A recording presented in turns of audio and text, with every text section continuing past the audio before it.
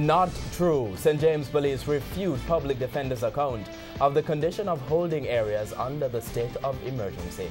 Good evening and welcome to Primetime News on air and online at onespotmedia.com. I'm Archibald Gordon. And I'm Doreen Samuels. Also this evening, they are gangsters. Police Commissioner defends detaining of more than 100 children in St. James state of emergency. In morning, St. Hughes student dies following arson attack. Clean slate. Electoral office embarks on dead elector removal exercise. Higher heights. UNESCO gives reggae music protection status. And in business news, Fontana confirms IPO plans. There's also sports commentary, and weather in the primetime package. But before the break, the feedback question.